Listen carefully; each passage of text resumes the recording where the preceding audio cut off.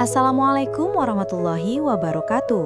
Semoga kita selalu dalam lindungan Allah, diberi kesehatan, rezeki yang berkah, dan dijauhkan dari sifat sombong serta durhaka kepada orang tua. Kisah ini menjadi pengingat betapa besarnya restu dan doa orang tua dalam menentukan arah kehidupan seorang anak. Semoga ada pelajaran yang bisa dipetik. Keangkuhan seorang anak. Raffi, seorang pemuda tampan berusia 22 tahun, hidup bersama ibunya di sebuah desa kecil di Jawa Tengah. Sejak ayahnya meninggal, sang ibu, Bu Siti, bekerja keras menjual sayur keliling demi membiayai kuliah Raffi. Namun setelah Raffi lulus, sifatnya berubah. Ia merasa malu dengan kesederhanaan ibunya dan mulai bersikap sombong. Suatu hari, ibunya meminta agar Raffi tetap tinggal di desa dan membantu membuka usaha kecil. Namun Raffi menolak mentah-mentah. "Bu, aku bukan anak kampung lagi. Aku mau kerja di kota besar, bukan jualan sayur seperti ibu," katanya dengan nada tinggi. Bu Siti hanya terdiam, menahan perih di dada. Dalam hatinya, ia berdoa agar anaknya tidak tersesat oleh kesombongan dunia. Namun doa seorang ibu tak selalu langsung dijawab. Raffi pergi meninggalkan rumah tanpa pamit dengan lembut, tanpa mencium tangan ibunya untuk terakhir kali. Kehidupan di kota. Di Jakarta, Raffi berhasil mendapatkan pekerjaan di perusahaan swasta. Ia bergaul dengan orang-orang bergaya hidup mewah, mulai memakai pakaian mahal, nongkrong di kafe, dan memandang rendah masa lalunya. Setiap kali ibunya menelpon, Raffi menjawab singkat dan kadang dengan nada kesal.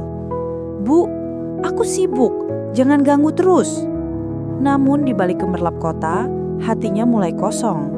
Ia merasa tertekan, hidup penuh persaingan dan kebohongan. Teman-temannya hanya datang saat ia punya uang. Tapi Raffi tetap menolak pulang, merasa gengsi jika kembali ke desa dalam keadaan lemah. Suatu malam, seorang rekan sekantor menasehatinya. "Vi, jangan lupakan ibumu. Aku kehilangan ibuku sebelum sempat minta maaf. Rasanya menyesal seumur hidup." Namun Raffi hanya tertawa kecil. "Aku baik-baik saja kok." Ia tak sadar, doa ibunya setiap malam terus menembus langit, meminta agar anaknya diberi petunjuk, meski lewat jalan yang menyakitkan. Kejatuhan. Suatu hari, kantor tempat Raffi bekerja mengalami kebangkrutan. Gajinya tertunda, dan ia terancam kehilangan pekerjaan. Rekan-rekan yang dulu dekat tiba-tiba menjauh. Uang tabungannya habis untuk gaya hidup mewah. Ia mulai mencari bantuan, namun tak ada yang peduli. Ia mulai teringat pada ibunya, tapi rasa malu menghalangi langkahnya. Malam itu di kamar kos yang pengap, Raffi menangis diam-diam.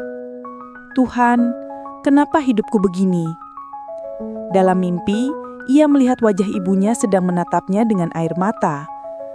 "Nak, pulanglah." Keesokan harinya, ia menerima kabar dari tetangga desa. Ibunya jatuh sakit.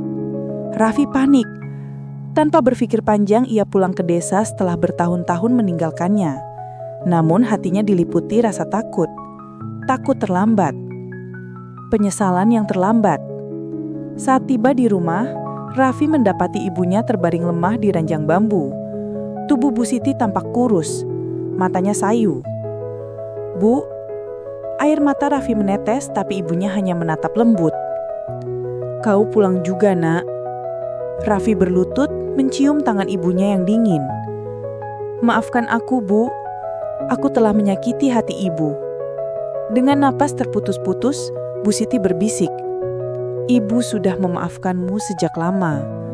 Tapi jangan pernah lupakan, restu orang tua itu lebih berharga dari dunia." Tak lama kemudian, Bu Siti menutup mata dengan senyum tenang. Raffi menjerit memeluk jasad ibunya sambil menangis histeris. Dunia seolah runtuh di hadapannya.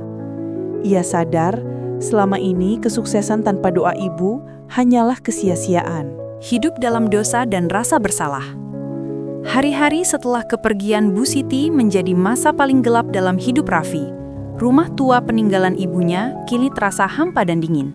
Setiap sudutnya menyimpan kenangan. Kursi bambu tempat ibunya beristirahat, panci bekas jualan sayur, bahkan kain jarit yang masih tergantung di dinding. Setiap kali Raffi melihat semua itu, hatinya seperti ditusuk. Ia menangis dalam sepi, memohon agar waktu bisa berputar kembali. Namun, penyesalan datang terlambat. Malam-malamnya diisi dengan doa dan tangisan.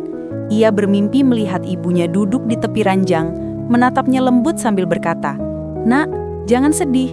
Ibu sudah memaafkanmu." Raffi terbangun dengan air mata membasahi pipi. Suatu pagi, saat membersihkan lemari, ia menemukan sepucuk surat lama bertuliskan tangan ibunya. Di dalamnya tertulis doa dan harapan agar Raffi menjadi anak yang berbakti serta berguna bagi orang lain. Surat itu menjadi cambuk keras bagi hatinya. Sejak saat itu, Raffi menyadari bahwa dosa terhadap orang tua tidak bisa ditebus dengan harta atau air mata, hanya dengan perubahan dan amal kebaikan. Ia bersumpah untuk memperbaiki hidupnya, bukan demi dirinya sendiri, tapi demi arwah ibunya yang selalu mendoakannya meski dari alam yang berbeda. Titik balik kehidupan. Setelah lama bergelut dengan penyesalan, Raffi akhirnya memutuskan untuk berubah. Ia meninggalkan ambisi duniawi dan memilih melanjutkan usaha mendiang ibunya, berjualan sayur di desa. Dengan gerobak kayu yang sudah tua, ia keliling kampung setiap pagi, memanggul beban berat tapi dengan hati yang ringan.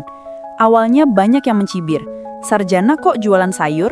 Sayang jasamu, Vi," kata beberapa warga. Namun Raffi tak peduli. Ia merasa damai untuk pertama kalinya. Setiap langkah di jalan desa terasa seperti bentuk bakti kecil untuk mengenang ibunya. Hari demi hari, rezekinya bertambah. Ia menggunakan sebagian hasil jualannya untuk membantu warga miskin, memperbaiki musola, dan membagikan sembako kepada janda tua. Perlahan, masyarakat mulai menghormatinya. Tak hanya itu, Raffi mulai membuka toko sembako kecil di rumahnya. Ia mempekerjakan beberapa ibu-ibu janda agar mereka punya penghasilan. Setiap pagi, sebelum memulai kerja, ia selalu berziarah ke makam ibunya. Di hadapan nisan sederhana itu, ia berbisik lembut, "Bu, aku takkan sia-siakan lagi semua pengorbananmu." Angin berhembus pelan, seolah menjawab doanya.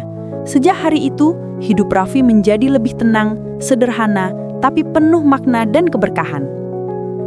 Doa yang tak pernah putus. Suatu malam, setelah bertahun-tahun berjuang menebus kesalahan, Raffi bermimpi melihat ibunya datang dengan pakaian putih bersih. Wajah Bu Siti bersinar lembut, senyum hangatnya sama seperti dulu.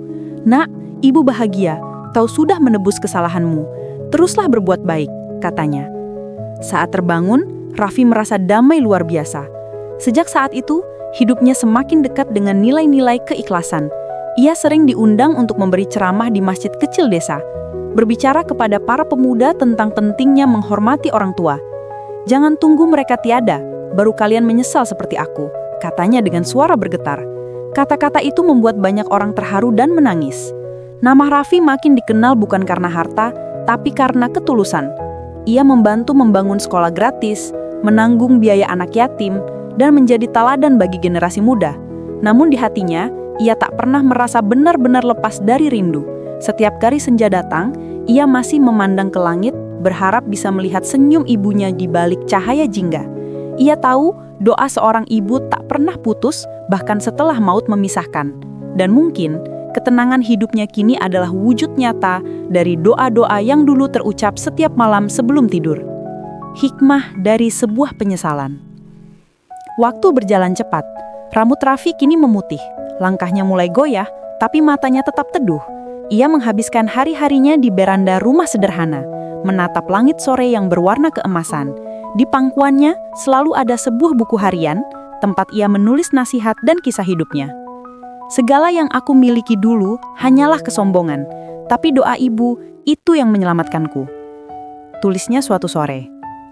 Ia menyadari restu orang tua adalah kunci kehidupan. Tanpanya, segala pencapaian dunia hanyalah debu yang mudah hilang. Sebelum meninggal, Raffi meninggalkan pesan terakhir untuk generasi muda.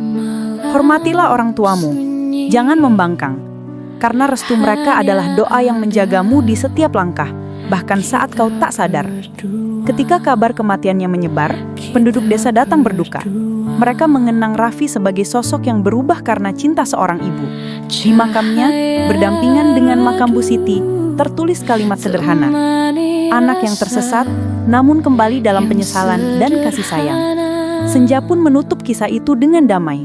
Tak ada lagi air mata, hanya rasa lega, karena seorang anak akhirnya menemukan jalan pulang, walau melalui luka dan penyesalan panjang.